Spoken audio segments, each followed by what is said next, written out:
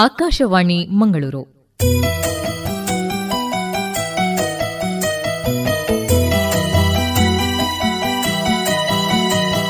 ಸ್ಮೃತಿ ಧ್ವನಿ, ನಮ್ಮ ಧ್ವನಿ ಮುದ್ರಣ ಭಂಡಾರದಿಂದ ಆಯ್ದ ಸ್ಮೃತಿ ಚಿತ್ರದ 4ನೇ ಭಾಗ.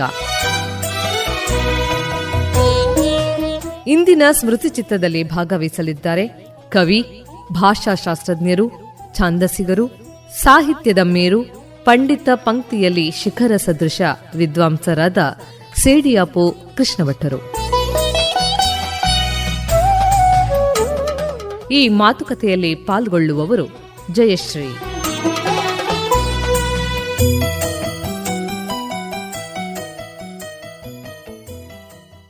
ನಮಸ್ಕಾರ ಶ್ರೀ ಸೇಡಿಯಾಪು ಕೃಷ್ಣಭಟ್ ಅವರೇ. ನಮಸ್ಕಾರ.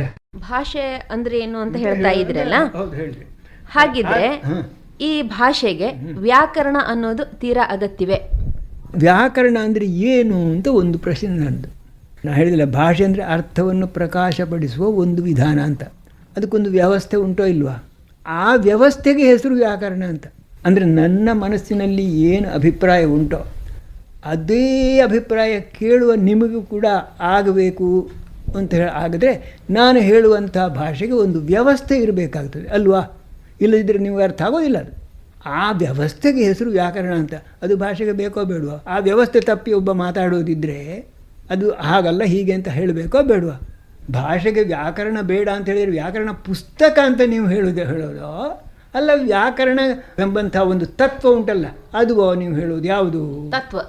ತತ್ವ ಇಲ್ಲದೆ ಭಾಷೆ. ನಾನು ಹೇಳಿದ್ದು ನಿಮಗೆ ಅರ್ಥ ಆಗಲಿಕ್ಕಿಲ್ಲ. ನಿಮಗೆ ಅರ್ಥ ಆಗಬೇಕು, ಅದು ವ್ಯಾಕರಣ ಶುದ್ಧವಾಗಿರಬೇಕು. ಆ ಶಬ್ದ ರೂಪಗಳು ಕಾಲಾಂತರದಲ್ಲಿ ಬೇರೆ ಬೇರೆ ಎಷ್ಟೋ ಸಾರಿ ಆಗ್ತವೆ, ಆ ವಿಷಯ ಬೇರೆ. ಆ ಭಾಷೆ ಬೆಳೆಯದ ಹಾಗೆ ಕಾರಂತರು ಒಂದು ಕಡೆಯಲ್ಲಿ ಒಂದು ಭಾಷಣ ಮಾಡಿದರು ಅಂತ ಪತ್ರಿಕೆಯಲ್ಲಿ ಬಂತು, ಬೆಳೆಯುವ ಭಾಷೆಗೆ ವ್ಯಾಕರಣ ಅಗತ್ಯ ಇಲ್ಲ ಅಂತ. ಕಾರಂತರು ನನಗೆ ಬಹಳ ಸ್ನೇಹಿತರು, ನನ್ನ ಮೇಲೆ ಅವರಿಗೆ ವಿಶೇಷ ಗೌರವ ಉಂಟು, ಅವರ ಮೇಲೆ ನನಗೆ ವಿಶೇಷ ಗೌರವ ಉಂಟು. ಆದರೂ ಕೂಡ ಅವರ ಮೇಲೆ ಎಷ್ಟು ಗೌರವ ಉಂಟು ಅದಕ್ಕಿಂತ ಹೆಚ್ಚು ನನಗೆ ಶಾಸ್ತ್ರದ ಮೇಲೆ ಗೌರವ ಉಂಟು. ಆದ್ದರಿಂದ ನಾನು ಹೇಳೋದೇನೆಂದರೆ, ವ್ಯಾಕರಣ ಅಂದರೆ ಏನು ಅಂತ ತಿಳ್ಕೊಳ್ಳದೆ ಹೇಳುವ ಮಾತದು ಅಂತ ನಾನು ಹೇಳ್ತೇನೆ. ವ್ಯಾಕರಣ ಅಂದರೆ ಏನು? ಅವರು ಬಹುಶಃ ಈ ವ್ಯಾಕರಣ ಪಾಠ ಅಂತ ಒಂದು ಉಂಟಲ್ಲ, ಅದನ್ನೇ ವ್ಯಾಕರಣ ಅಂತ ಭಾವಿಸಿ ಹೇಳಿದ ಮಾತಾಗಿರಬೇಕು. ಶಾಲೆಗಳಲ್ಲಿ ಕಲಿಸುವ ವ್ಯಾಕರಣ ನಮ್ಮ ಕನ್ನಡದಂತೂ ಅಸಂಬದ್ಧ ಆಗಿ ಹೋಗಿದೆ. ಕಾರಣ ಏನು ಅಂತ ಹೇಳಿದರೆ, ನಮ್ಮ ಪುರಾತನ ವ್ಯಾಕರಣಗಳೆಲ್ಲ ಸಣ್ಣವರಿಗೆ, ಭಾಷೆ ಕಲಿಯುವವರಿಗೆ ಬೇಕಾಗಿ ಬರೆದ ಗ್ರಂಥಗಳಲ್ಲ. ಯಾರು ಭಾಷೆಯಲ್ಲಿ ವ್ಯುತ್ಪನ್ನರೋ ಅವರಿಗೆ ಬೇಕಾಗಿ ಬರೆದಂಥ ಗ್ರಂಥಗಳು ಮಾತ್ರ ಇರುವುದು ನಮ್ಮಲ್ಲಿ ವ್ಯಾಕರಣ ಗ್ರಂಥಗಳು. ಹಳತು ಭಾಷೆ ಕಲಿಯುವವರಿಗಲ್ಲ. ಈಗ ಶಬ್ದಮಂಡರ್ಪಣೆ, ಶಬ್ದಾನುಶಾಸನ ಯಾರಿಗೆ? ಭಾಷೆ ಮೊದಲು ಅವನಿಗೆ ಬರಬೇಕು.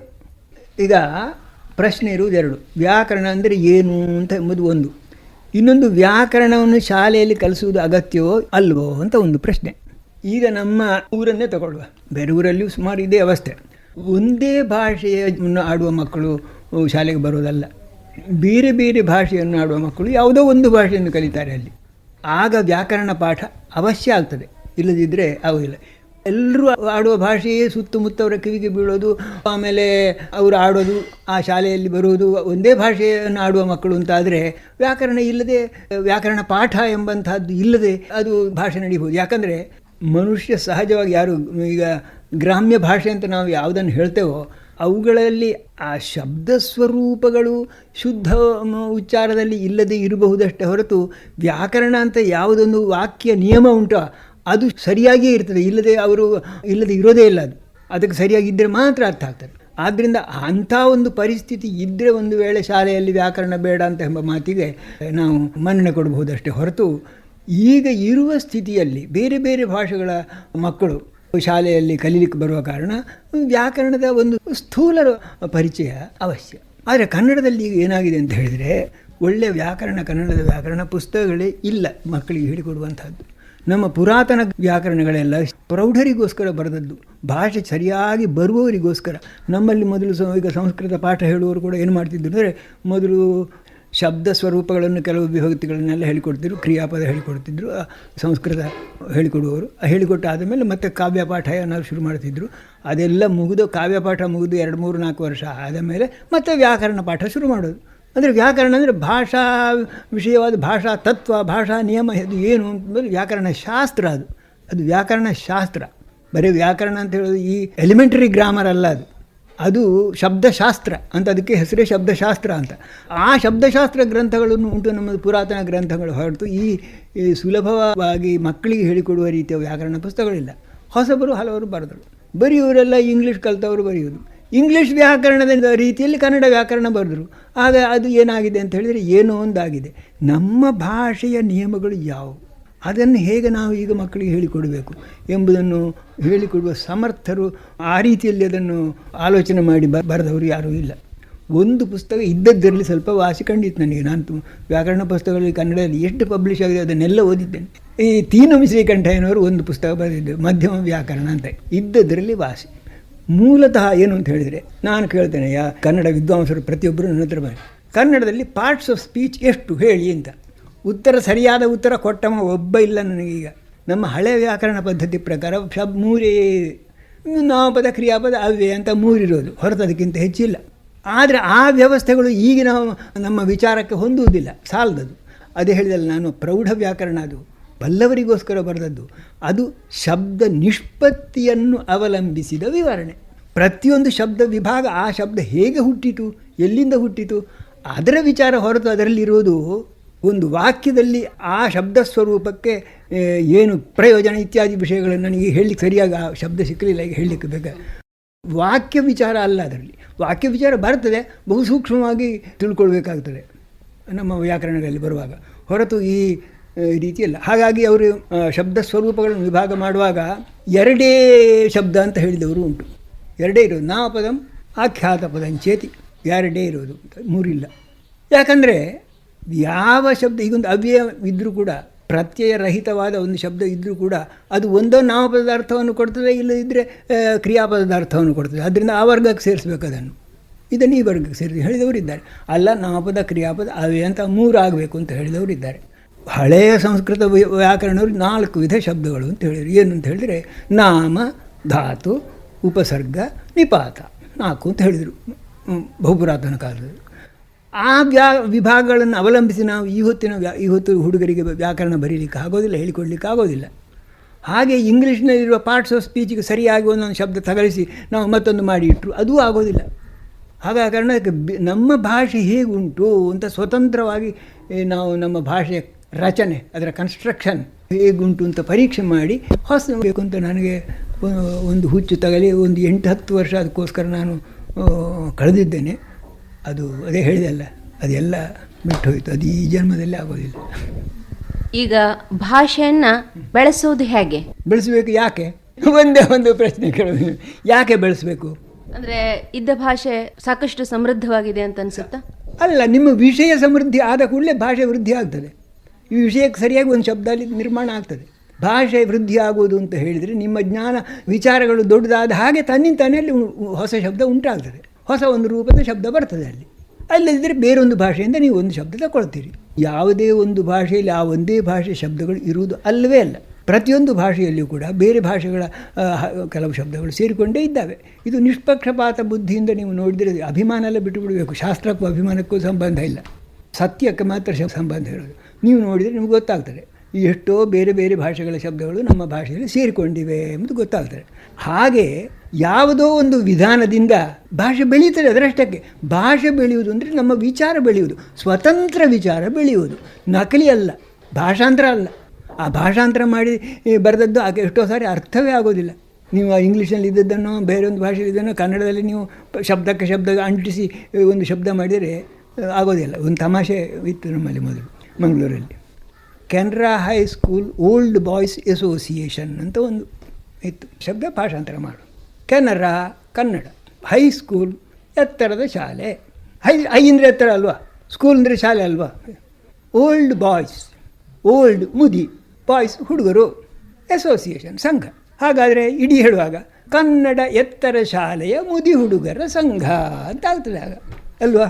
ಇದು ಎಷ್ಟೋ ಭಾಷಾಂತರಗಳು ಈಗ ಇಂಗ್ಲೀಷಿಂದ ತೆಗೆದು ಆಗುವ ಅವಸ್ಥೆ ಇದು. ಕನ್ನಡ ಎತ್ತರ ಶಾಲೆಯ ಮುದಿ ಹುಡುಗರ ಸಂಘ, ಈ ವಾಕ್ಯ ಅರ್ಥ ಆಗೋದಿಲ್ಲ. ಈಗ ವ್ಯಾಕರಣ ಬೇಕೋ ಬೇಡೋ ಅಂತ ಈಗ ನೀವೇ ಹೇಳಿ, ನೀವೇ ನಿರ್ಧಾರ ಮಾಡಿ. ಹಾಗಾದ್ರೆ ಏನು ಇದು, ಈ ಭಾಷಾಂತರ ಮಾಡಿ ನಮ್ಮ ಭಾಷೆ ವೃದ್ಧಿ ಆಗೋದಿಲ್ಲ. ನಮ್ಮ ಭಾಷೆ ವೃದ್ಧಿ ಆಗೋ ನಮ್ಮ ಭಾಷೆಯಲ್ಲಿ ನಾವು ಆಲೋಚನೆ ಮಾಡಿ ನಾವು ಬರೀ. ಈಗ ಒಂದು ಸಂಗತಿ ಉಂಟು, ಆಲೋಚನೆಗೂ ಭಾಷೆಗೂ ಒಂದೇ, ಅದೆರಡು ಬೇರೆ ಅಲ್ಲ. ನಾನು ಮೊದಲೇ ಹೇಳಿದೆ, ಯಾವುದೋ ಒಂದು ಅಭಿಪ್ರಾಯವನ್ನು ಪ್ರಕಾಶಪಡಿಸುವ ವಿಧಾನ ಭಾಷೆ. ಅಭಿಪ್ರಾಯದ ಒಂದು ಕವಚ ಮಾತ್ರ ಯಾವುದು ಈ ಭಾಷೆ, ಅದರ ಒಳಗಿರುವುದು ಅಭಿಪ್ರಾಯ ಅಲ್ವಾ. ಆ ಅಭಿಪ್ರಾಯನ ನಮ್ಮ ಭಾಷೆಯಲ್ಲಿ ನಾವು ಯಾವ ಭಾಷೆಯಲ್ಲಿ ನಾವು ಬರಿತೇವೋ ಆ ಭಾಷೆಯಲ್ಲಿ ನಮಗೆ ಆಲೋಚನೆ ಮಾಡಿದರೆ ಮಾತ್ರ ಆ ಭಾಷೆ ಬೆಳೀತದೆ. ಇಂಗ್ಲೀಷ್ನಲ್ಲಿ ಆಲೋಚನೆ ಮಾಡಿ ಕನ್ನಡದಲ್ಲಿ ನೀವು ಬರೆದರೆ ಕನ್ನಡ ಭಾಷೆ ಎಂದೂ ಬೆಳೆಯುವುದಿಲ್ಲ. ಕನ್ನಡ ಭಾಷೆಯಲ್ಲಿ ಆಲೋಚನೆ ಮಾಡಿ ಇಂಗ್ಲೀಷ್ನಲ್ಲಿ ಬರೆದರೆ ಇಂಗ್ಲೀಷು ಅದು ಬೆಳೆಯುವುದಿಲ್ಲ. ಹಾಗಾಗಿ ನಮ್ಮ ಭಾಷೆ ಬೆಳಿಬೇಕು ಅಂತ ನಿಮ್ಮ ಮನಸ್ಸಿನಲ್ಲಿ ಇದ್ದರೆ ನಮ್ಮ ವಿಚಾರ ಬೆಳೀಬೇಕು. ಆ ವಿಚಾರವನ್ನು ನಾವು ನಮ್ಮ ಭಾಷೆಯಲ್ಲಿ ಪ್ರಕಾಶಪಡಿಸಬೇಕು. ಆಗ ಮಾತ್ರ ನಮ್ಮ ಭಾಷೆ ಬೆಳೀತದೆ. ಇದನ್ನು ನಾನು ಇವತ್ತು ಹೇಳೋದಲ್ಲ, ಹೊಸಗನ್ನಡ ಗದ್ಯ ಭಾಷೆ ಅಂತ ಒಂದು ಲೇಖನ ಬರೆದಿದ್ದೇನೆ. ಅದರಲ್ಲಿ ಇದನ್ನೆಲ್ಲ ಕೆಲವು ಸೂಚನೆ ಮಾಡಿದ್ದೇನೆ. ಈಗ ಈ ಕಾಲೇಜಿನಲ್ಲಿ ಮತ್ತು ಇತರ ಈ ಪ್ರೌಢ ವಿದ್ಯಾಲಯಗಳಲ್ಲಿ ಕನ್ನಡವನ್ನ ಭಾಷಾ ಮಾಧ್ಯಮವಾಗಿ, ಶಿಕ್ಷಣ ಮಾಧ್ಯಮವಾಗಿ ಬಳಸುವುದಕ್ಕೆ ತುಂಬ ತೊಂದರೆ ಪಡ್ತಾರೆ. ಏನು ಕಾರಣ ಅದಕ್ಕೆ? ಅಂದರೆ ಆ ವಿಷಯಗಳು ಎಲ್ಲ ಇಂಗ್ಲೀಷ್ನಲ್ಲಿ ಉಂಟು, ಅದನ್ನು ಇವರಿಗೆ ಕನ್ನಡದಲ್ಲಿ ಹೇಳಲಿಕ್ಕೆ ಬರುವುದಿಲ್ಲ. ಈ ಹೇಳಿಕೊಡುವವರಿಗೆ ಕನ್ನಡ ಸಾಕಷ್ಟು ಬರುವುದಿಲ್ಲ. ಈಗ ಕನ್ನಡ ಮಾತಾಡಲಿಕ್ಕೆ ಬರ್ತದೆ ಅಂತ ಹೇಳಿದ ಕೂಡಲೇ ಮಾತಾಡುವ ಭಾಷೆ ಮಾತ್ರ ಬರ್ತದೆ ಹೊರತು ಶಾಸ್ತ್ರ ಭಾಷೆ ಬರೋದಿಲ್ಲ. ಶಾಸ್ತ್ರ ಭಾಷೆ ಬರಬೇಕಾದ್ರೆ ಶಾಸ್ತ್ರವನ್ನು ಓದಿನವಾಗಬೇಕು. ನನ್ನ ಸ್ವಂತ ಅನುಭವವನ್ನು ಹೇಳ್ತೇನೆ. ನಾನು ಹೈಸ್ಕೂಲ್ನಲ್ಲಿ ಪಾಠ ಮಾಡ್ತಾ ಇದ್ದಾಗ ಈ ಅಷ್ಟರವರೆಗೆ ಇಂಗ್ಲೀಷ್ ಮೀಡಿಯಮ್ನಲ್ಲಿ ಕಲಿಸುವಂಥ ಇತ್ತು. ಹೈಸ್ಕೂಲ್ನಲ್ಲೆಲ್ಲ ಕನ್ನಡ ಮೀಡಿಯಮಲ್ಲಿ ಕಲಿಸ್ಬೇಕು ಅಂತ ಬಂತು. ಈ ಸೈನ್ಸಿನ ಉಪಾಧ್ಯಾಯರು ಇವರು ಎಲ್ಲ ಅವರಿಗೆ ಕನ್ನಡ ಮಾತಾಡಲಿಕ್ಕೆ ಬರ್ತದೆ, ಇವರಿಗೆ ಹೇಳಲಿಕ್ಕೆ ಬರೋದಿಲ್ಲ. ಇವರು ಹೇಳಿದರೆ ಕನ್ನಡದಲ್ಲಿ ಹೇಳಿದರೆ ಕೇಳುವವರಿಗೆ ಅರ್ಥ ಆಗೋದಿಲ್ಲ.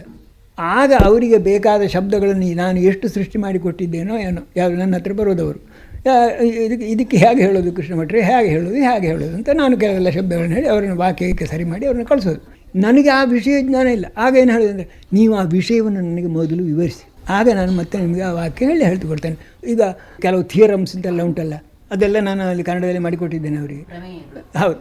ಈಗ ಜಾಮಿಟ್ರಿ ಎಲ್ಲ ಕಲಿಯುವಾಗ ಆಗ ನಾನು ಹೇಳಿದೆ, ಅದರ ವಿಷಯಗಳು ನನಗೆ ಗೊತ್ತಿಲ್ಲ, ನೀವು ವಿಷಯ ನನಗೆ ಮೊದಲು ಅರ್ಥವಾಗುವ ಹಾಗೆ ವಿವರಿಸಿ. ನೀವು ಇಂಗ್ಲೀಷಲ್ಲಿಯೋ ಕನ್ನಡದಲ್ಲಿಯೋ ಯಾವುದರಲ್ಲಿ ಬೇಕಾದರೂ ಹೇಳಿ, ನಾನು ಅರ್ಥ ಮಾಡಿಕೊಳ್ತೇನೆ.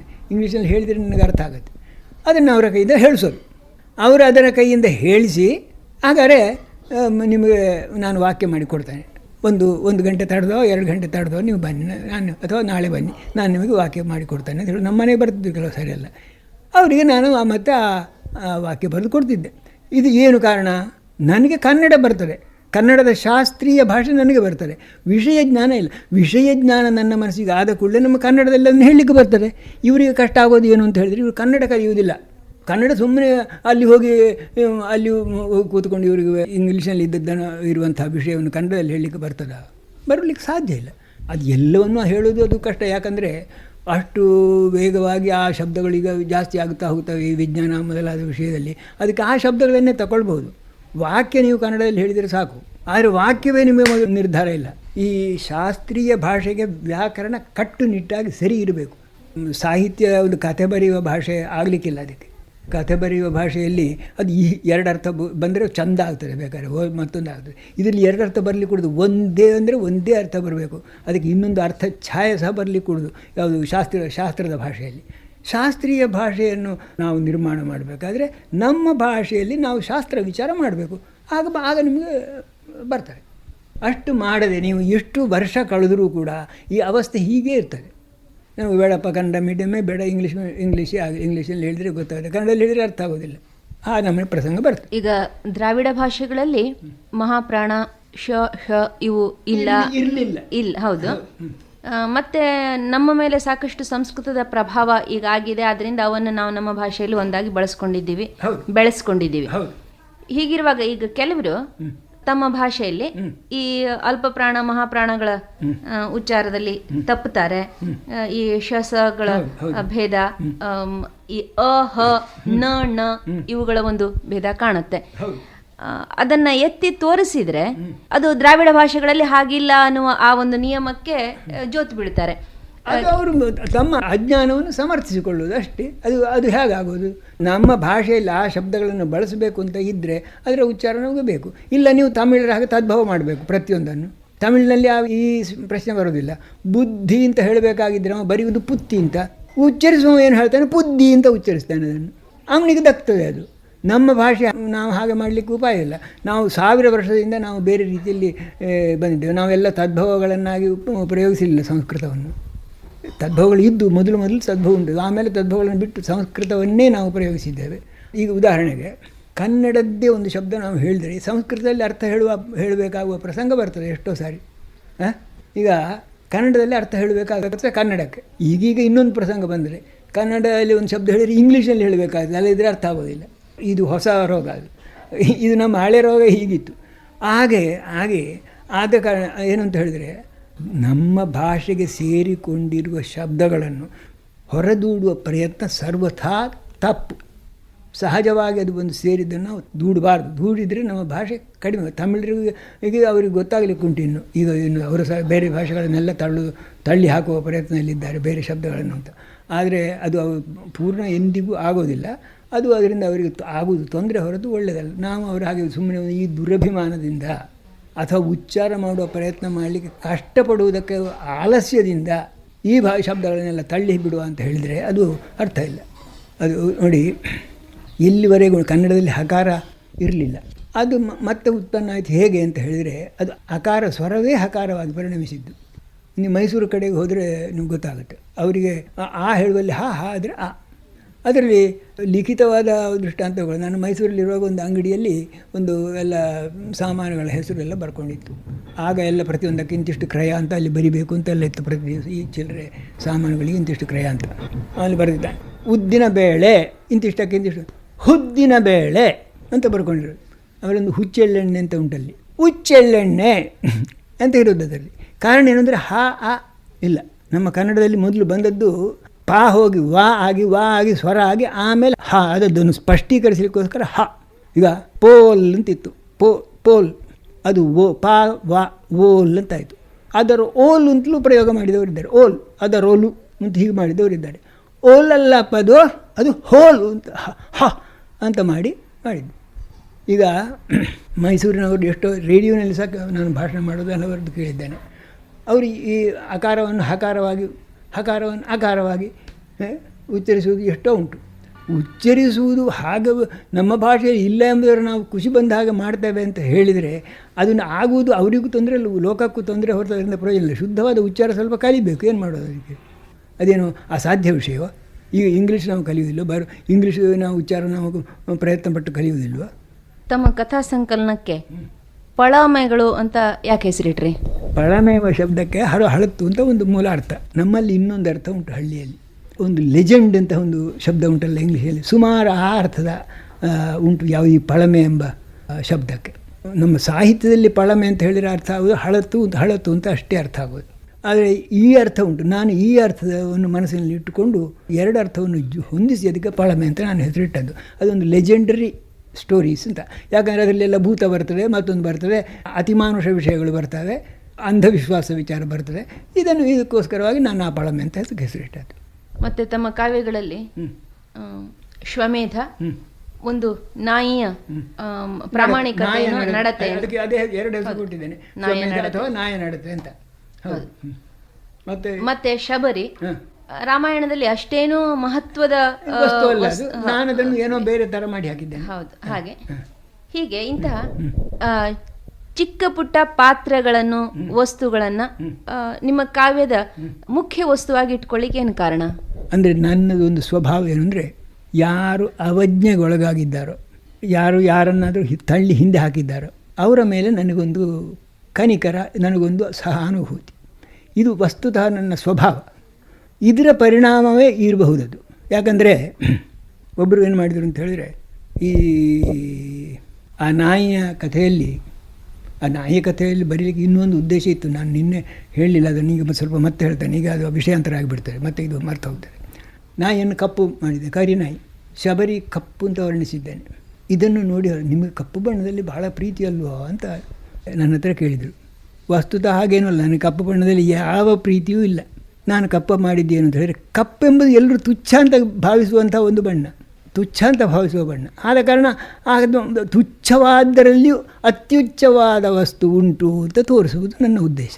ಹಾಗೆ ನಾನು ಆ ಬಣ್ಣ ಹಾಕಿದ್ದಲ್ಲಿ ಅದಕ್ಕೆ ಆ ಒಂದು ಪ್ರವೃತ್ತಿ ನನ್ನದು. ಯಾವಂದರೆ ಆ ಸಣ್ಣದು ಅಂತ ನೀವು ಏನು ಮಾಡ್ತೀರೋ ಆ ಸಣ್ಣದರೊಳಗೆ ಬಹಳ ದೊಡ್ಡದು ಅಡಗಿಕೊಂಡು ಉಂಟು ಅಂತ ನನ್ನ ಇದೊಂದು ಪ್ರವೃತ್ತಿ. ಅದನ್ನೇ ನಾನು ಆ ಶ್ವಮೇಧ ಎಂಬುದರ ಓಕೆ, ಅದಕ್ಕೆ ನಾನು ಪ್ರಸ್ತಾವನೆಗೆ ತಾನೆ ಏನು ಬರೀಲಿಲ್ಲ ಶುರು ಪಬ್ಲಿಷ್ ಮಾಡುವಾಗ. ಅದಕ್ಕೆ ಒಂದು ಶುರುವಿನಲ್ಲಿ ಒಂದು ಸಣ್ಣ ಒಂದು ತ್ರಿಪದಿ ಅದಕ್ಕೆ ಒಂದು ಸೇರಿಸಿ ಬರೆದಿದ್ದೆ ಶುರುವಿನಲ್ಲಿ. ಎಲೆಲೆ ಮಲ್ಲಿಗೆ ನೀನಾಗರಸಿಯ ತುರುಬೀನ ಸೊಬಗು ಬೇಕೆಂಬ ಮನವೀರೆ ಬಡವೆಯ ಮನೆಯ ಬಾಗಿಲಲಿ ಮೊಗದೋರು. ಎಲೆಲೆ ಮಲ್ಲಿಗೆ ನಿನಗ ಅರಸಿಯ ತುರುಬಿನ ಸೊಬಗು ಬೇಕು ಎಂಬ ಮನವಿರೆ ಬಡವೆಯ ಮನೆಯ ಬಾಗಿಲಲ್ಲಿ ಮೊಗದೋರು. ಈಗ ಒಬ್ಬಳು ಬಡವೆಯಾದಂಥ ಹೆಂಗುಸಿನ ಮನೆಯಲ್ಲಿ ಆ ಮಲ್ಲಿಗೆ ಅರಳಿದರೆ ಅವಳು ಅದನ್ನು ಮಾಲೆ ಕಟ್ಟಿ ತಗೊಂಡು ಹೋಗಿ ಅರಸಿಯ ಮುಡಿಲಿಕ್ಕೆ ಕೊಡ್ತಾರೆ. ಅರಮನೆಯಲ್ಲಿ ತೋಟದಲ್ಲಿ ಬೆಳೆದದ್ದನ್ನು ಯಾರೂ ಮುಟ್ಟೋದಿಲ್ಲ, ಅಲ್ಲಿ ಪರಿಮಳಕ್ಕೆ ಅಲ್ಲೇ ಬೇಕಾಗ್ತದೆ. ಅದು ಯಾರು ಬಡವರು ತಂದು ಬೆಳೆಸಿ ತಂದದ್ದನ್ನು ಅರಸಿ ಮುಡಿತಾಳೆ. ಹಾಗೆ ಈ ಭಾಷೆಯನ್ನೇ ನೀವು ಅಲ್ಲಿ ಅರಸಿಂದ ತಗೊಳ್ಳಿ. ಈಗ ಅರಸಿಯ ಸೊಬಗು ಬೇಕು ನಿನಗೆ, ಅಲ್ಲಿ ನೀನು ಮೆರಿಬೇಕು, ಅಲ್ಲಿ ನೀನು ಅವಳಿಗೆ ಸೊಬಗನ್ನು ಉಂಟು ಮಾಡಬೇಕು, ನೀನು ಅಲ್ಲಿ ಶೋಭಿಸಬೇಕು ಎಂಬ ಇಚ್ಛೆ ಇದ್ದರೆ ಬಡವೆಯ ಮನೆಯ ಭಾಗದಲ್ಲಿ. ಹಾಗೆ ಈ ತುಚ್ಛವಾದ್ದು ಏನು ಉಂಟು ಲೋಕದಲ್ಲಿ, ಆ ತುಚ್ಛವಾದರ ಅಲ್ಲಿ ನೀ ಮಹತ್ತನ್ನು ಕಾಣುವಂಥ ಪ್ರಯತ್ನವನ್ನು ಮಾಡು ಎಂಬುದು ಇದು ನನ್ನ ಅದರ ಉದ್ದೇಶ. ಬರೆಯುವುದರ ಉದ್ದೇಶವು ಅದು ಅದರಲ್ಲಿ ಅದು ಒಂದಾಗಿತ್ತು. ಯಾವುದು ಅಂತ ಹೇಳಿದರೆ ಇದಕ್ಕೆ ಪೀಠಿಕೆಯಾಗಿ ಇದನ್ನು ಸೂಕ್ಷ್ಮವಾಗಿ ಅದರಲ್ಲಿ ನಾನು ಸೂಚಿಸಿದ್ದೇನೆ. ಅಂದರೆ ನನ್ನ ಪ್ರವೃತ್ತಿ ಹಾಗೆ. ಅದರಲ್ಲಿ ಇನ್ನೊಂದು ವಿಷಯ ಹೇಳಿಬಿಡ್ತೇನೆ, ಈಗಲೇ ಬೇಕಾದ್ರೆ ಅದನ್ನು ಹೇಳಿ ಮುಗಿಸುವ. ಆ ನಾಯಿಕತೆಯನ್ನು ಬರೀಲಿಕ್ಕೆ ನನಗೆ ಕಾರಣ ಏನು ಅಂತ ಹೇಳಿದರೆ, ನಾನು ಹೇಳಿದಲ್ಲ, ಹಿಂದಿನವರು ಗ್ರಂಥಗಳನ್ನು ನಾನು ಪ್ರತಿಯೊಂದನ್ನು ಓದುವಾಗ ಅವರು ಹೇಳಿದ್ದನ್ನೆಲ್ಲ ಒಪ್ಪಿಕೊಂಡು ಓದುವ ಅಭ್ಯಾಸ ಇಲ್ಲ. ಅವರು ಹೇಳಿದ್ದು ಸರಿಯೋ ತಪ್ಪೋ ಅಂತ ಮನಸ್ಸಿನಲ್ಲಿ ಒಂದು ಕಡೆಯಲ್ಲಿ ವಿಮರ್ಶೆ ಮಾಡ್ತಾ ಹೋಗ್ತೇನೆ ನಾನು ಓದುವಾಗ. ಇದರಿಂದಾಗಿ ನನಗೆ ಎಷ್ಟೋ ಕೆಲವರೆಲ್ಲ ಅದರಲ್ಲಿ ಕಂಡದ್ದು ದೋಷ ಅಂತ, ಎಷ್ಟೋ ವ್ಯಾಕರಣ ವಿಷಯದಲ್ಲಿ ಆಗಲಿ, ಅಲಂಕಾರ ಶಾಸ್ತ್ರ ವಿಷಯದಲ್ಲಿ ಆಗಲಿ, ಯಾವುದರಲ್ಲಿ ಕೂಡ ಕೆಲವು ನನಗೆ ಇಂಥ ಛಂದ ವಿಷಯದಲ್ಲಿ ಆಗಲಿ, ಅದು ಇದರಲ್ಲಿ ಪ್ರತಿಯೊಂದರಲ್ಲಿ ಅವ್ರು ಮಾಡಿದಲ್ಲಿ ಏನಾದ್ರು ಹೆಚ್ಚು ಕಮ್ಮಿ ಆಯಿತು ಅಂತ ನನ್ನ ಮನಸ್ಸಿಗೆ ಕಂಡ್ರೆ ಅದನ್ನು ನಾನು ಏನಾದರೂ ಬರೆಯುವ ಪ್ರಯತ್ನ ಮಾಡ್ತೇನೆ. ಆಗ ಇದು ನನ್ನ ಮಹತ್ವ ತೋರಿಸಲಿಕ್ಕಲ್ಲ, ಆ ಶಾಸ್ತ್ರ ಬೆಳೆಸಲಿಕ್ಕೆ. ಹಾಗೆ ಇಲ್ಲಿ ಅಲಂಕಾರಿಕ ಶಾಸ್ತ್ರ ಬರೆದವರೆಲ್ಲ ಏನು ಹೇಳಿದ್ದಾರೆ ಅಂದರೆ, ಆಲಂಬನ ವಿಭಾವವು ದುರ್ಬಲವಾಗಿದ್ದರೆ ರಸೋತ್ಪತ್ತಿ ಆಗುವುದಿಲ್ಲ ಅಂತ. ಆಲಂಬನ ವಿಭಾವ ಅಂತ ಹೇಳಿದರೆ ಆ ವ್ಯಕ್ತಿ ಅಂತ ಇಟ್ಟುಕೊಳ್ಳಿ. ವ್ಯಕ್ತಿ ಆಲಂಬನ ವಿಭಾವ ಮನುಷ್ಯೇತರ ಪ್ರಾಣಿ ಆಗಿದ್ದರೆ ನಿಜವಾಗಿ ರಸ ಹುಟ್ಟೋದಿಲ್ಲ, ಅದು ರಸ ಆಭಾಸ. ರಸ ಇದ್ದಾಗ ಕಾಣ್ತದೆ, ಆದರೆ ನಿಜವಾಗಿ ಪೂರ್ಣ ರಸ ಇಲ್ಲ. ಈಗ ಒಂದು ಜಿಂಕೆ ಗಂಡು ಹೆಣ್ಣು ಏನೋ ಅವರ ವಿಲಾಸವನ್ನು ವರ್ಣಿಸಿದರೆ ಶೃಂಗಾರ ರಸ ಅಂತ ಅದನ್ನು ಆ ರಸ ಸ್ಫೂರ್ತಿ ಕೇಳುವವನಿಗೆ ಬರೋದಿಲ್ಲ. ಹಾಗೆ ಅದು ಮನುಷ್ಯನಾಗಿದ್ದರೆ ಮಾತ್ರ ಅದು ಬರ್ತದೆ ಅಂತ ಅವರ ಸಿದ್ಧಾಂತ. ಆದರೆ ನಾನು ಇದು ಸರಿಯೋ ಅಂತ ನನ್ನ ಮನಸ್ಸಿನಲ್ಲಿ ಕಲ್ಪನೆ. ಗೋವಿನ ಕಥೆ ಓದಿದರೆ ಕಣ್ಣೀರು ಹಾಕದಿರುವ ಜನ ಇಲ್ಲ. ಅದು ಅದರ ಆಲಂಬನ ಯಾವುದು, ಒಂದು ಗೋವು, ಅದು ಕೇವಲ ಒಂದು ಪಶು, ಹುಲಿ. ನಮಗಲ್ಲಿ ತಬ್ಬಲಿಯು ನೀನಾದ ಮಗನೇ ಹೆಬ್ಬುಲಿಯ ಬಾಯನ್ನೇ ಹೋಗುವೆನು ಅಂತ ಹೇಳುವ ಕಣ್ಣೀರು ಬರ್ತದೆ. ಖಂಡವಿದಕೋ ಮಾಂಸವಿದಕೋ ಗುಂಡಿಗೆಯ ಬಿಸಿ ರಕ್ತವಿದಕೋ ಅಂತ ಹೇಳುವ ಕಣ್ಣೀರು ಬರ್ತದೆ, ಈಗಲೂ ಬರ್ತದೆ ನನಗೆ. ಹಾಗಾದರೆ ಅದು ಎಷ್ಟು ಸರಿ? ಕಪೋತಾಖ್ಯಾನ ಉಂಟು ಮಹಾಭಾರತದಲ್ಲಿ. ಅದು ಮಾಡುವ ತ್ಯಾಗದಿಂದ ಅಲ್ಲಿ ನಮಗೆ ಮನಸ್ಸಿನಲ್ಲಿ ರಸೋತ್ಪತ್ತಿ ಆಗ್ತದೋ ಇಲ್ವೋ? ಆಗ ಕಾರಣ ಅವರ ಸಿದ್ಧಾಂತ ಸರಿಯಲ್ಲ ಅಂತ ತೋರಿಸ್ಲಿಕ್ಕೆ ನಾನು ಬರೆದು ತೋರಿಸಬೇಕು ಅಂತ ಆಲೋಚನೆ ಮಾಡಿ ಈ ನಾಯಿಯನ್ನು ಆಲಂಬನವಾಗಿ ಈ ಕಥೆಯನ್ನು ತಗೊಂಡು ಬರೆದೆ. ಅದರಲ್ಲಿ ಶುರುವಿನಲ್ಲೇ ನಾನು ಪ್ರತಿಜ್ಞೆ ಪ್ರತಿಜ್ಞಾ ವಾಕ್ಯ ಒಂದು ಬಂದು ಹೋಯ್ತದೆ ಬಾಯಲ್ಲಿ. ನಾಯಿ ಬಾಳ್ದನೆಂದು ಹೀನ ಜನವ ಹಳಿಯುವವರೇ, ನಾಯಿ ಬಾಳ್ದೆಂದು ಅಂತ ಹೇಳ್ತಾರಲ್ಲ, ನಾಯಿ ಬಾಳ್ದನೆಂದು ಹೀನ ಜನವ ಹಳಿಯುವವರೇ ಕೇಳಿ ನಾಯಿಯೊಂದು ನಡೆದ ನಡತೆಯನ್ನು. ನಿಮ್ಮ ಮನದ ಭಾವ ಬದಲದಿರದು, ಕಣ್ಣ ನೀರು ಸುರಿಯದಿರದು, ಮನುಜ ಮಾನ ಭೂಮಿ ಕುಸಿದು ಹೃದಯ ಕುಹರ ಬಾಯ ತೆರೆಯದಿರದು. ಮನುಜ ಅಂದರೆ ಕಣ್ಣೀರು ಬರ್ತದೆ ನಿಮಗೆ ಇದನ್ನು ಓದುವಾಗ ಅಂತ ನನ್ನದು ಪ್ರತಿಜ್ಞೆ. ಅದು ದೇವರ ದಯೆಯಿಂದ ಅದನ್ನು ಓದಿದವರು ಪ್ರತಿಯೊಬ್ಬರೂ ಕೂಡ ಕಣ್ಣೀರು ಹಾಕಿದ್ದಾರೆ. ಇಡೀ ಹಾಗೆ ಬರೆದಿದ್ದಾರೆ, ತಿಳಿಸಿದ್ದಾರೆ ನನಗೆ. ಇದನ್ನು ಓದುವ ಕಣ್ಣೀರು ಬಂದೇ ಬರ್ತದೆ ಅಂತ. ಹಾಗಾದರೆ ಶೋಕರಸವೆಂಬಂಥದ್ದು ಮನುಷ್ಯೇತರ ಪ್ರಾಣಿಗಳು ಆಲಂಬನವಾಗಿರುವಾಗಲೂ ಬರ್ತದೆ ಅಂತ ಆಯ್ತಲ್ವೋ? ಇಷ್ಟಕ್ಕೆ ಬೇಕು. ಇದು ಅದರಲ್ಲಿ ಅದನ್ನು ಬರೀಲಿಕ್ಕೆ ಇನ್ನೊಂದು ಉದ್ದೇಶ. ನಿಘಂಟು ರಚನೆಯಲ್ಲಿ ತಮ್ಮ ಅನುಭವ ಏನು? ನಾನು 2-3 ಜನ ಕೂಡಿಕೊಂಡು ಒಂದು ನಿಘಂಟು ಮಾಡಿದ್ದೇವೆ. ಅದರ ಅನುಭವ ಏನು ಅಂದರೆ, ನೀವು ನನಗೆ ಏನು ಉತ್ತರ ಕೊಡಬೇಕು ಅಂತ ಮನಸ್ಸಿಗೆ ಆಗೋದಿಲ್ಲ. ಏನು ವಿಷಯ ಹೇಳಿದ್ರಿ? ನಿಘಂಟುವನ್ನು ರಚನೆ ಮಾಡಬೇಕು ಅಂತ ಯಾಕೆ ಅನಿಸ್ತು ಆಗ ನಿಮಗೆ? ಅದು ಇನ್ನೊಬ್ಬರ ಪ್ರೇರಣೆಯಿಂದ ನಾನು ಅವರ ಜೊತೆಯಲ್ಲಿ ಸೇರಿದ್ದು. ಮಚ್ಚಿಮಲ್ಲಿ ಶಂಕರರಾವ್ ಅಂತ ನನ್ನ ಕ್ಲಾಸ್ಮೇಟ್ ಆಗಿದ್ದರು ಪುತ್ತೂರಲ್ಲಿ. ಅವರೇ ಮಂಗಳೂರಲ್ಲಿ ಬೇರೆ ಕೆಲಸದಲ್ಲಿದ್ದರು. ಅವರು ಏನೋ ಒಂದು ಕರಡು ಅದು ಅವರಿಗೆ ಸಾಕಷ್ಟು ವಿದ್ವತ್ವ ಇಲ್ಲ. ನನ್ನ ಸಹಾಯವನ್ನು ಅವರು ತಗೊಂಡ್ರು. ಅವರ ಭಾವ ಇನ್ನೊಬ್ಬರು ನಾವ್ಕರ್ ಅಂತ ಹೇಳೋರು ಇನ್ನೊಬ್ಬರು ಇದ್ದರು. ಅವರು ಸಂಸ್ಕೃತ ಅಭ್ಯಾಸ ಇದ್ದರು. ಹಾಗೆ ನಾವು 3 ಜನ ಕೂಡಿಕೊಂಡು ಒಂದು ಕಡೆ ಪ್ರತಿ ದಿವಸ ಸಂಜೆ ಸೇರಿ ಒಂದು ಬಾಡಿಗೆಗೆ ಒಂದು ಕೋಣೆ ಮಾಡಿಕೊಂಡು ಒಬ್ಬೊಬ್ಬರು ಒಂದೊಂದು ಮೂಲೆಯಲ್ಲಿ ಇರೋದು ಮಂಗಳೂರಲ್ಲಿ, ಒಟ್ಟು ಸೇರಿ ಅಲ್ಲಿ ನಾವು 8-9 ತಿಂಗಳು ಕೆಲಸ ಮಾಡಿ ಅದನ್ನು ತಯಾರು ಮಾಡಿದ್ದು. ಅದರಲ್ಲಿ ಇರುವ ಅದರ ಸ್ಕೀಮ್ ಉಂಟಲ್ಲ, ಆ ಸ್ಕೀಮ್ ಮಾಡಿದವೆಲ್ಲ ನಾನು ಹೀಗಿರಬೇಕಿದು ಅಂತ, ಈ ಶಬ್ದ ಸ್ವರೂಪ ಹೀಗಿದ್ದರೆ ಇದಕ್ಕೆ ಈ ಗುರುತು ಹಾಕಬೇಕು, ಇದು ಹೀಗೆ ಮಾಡಬೇಕು ಅಂತ ಮಾಡಿದವ ನಾನು.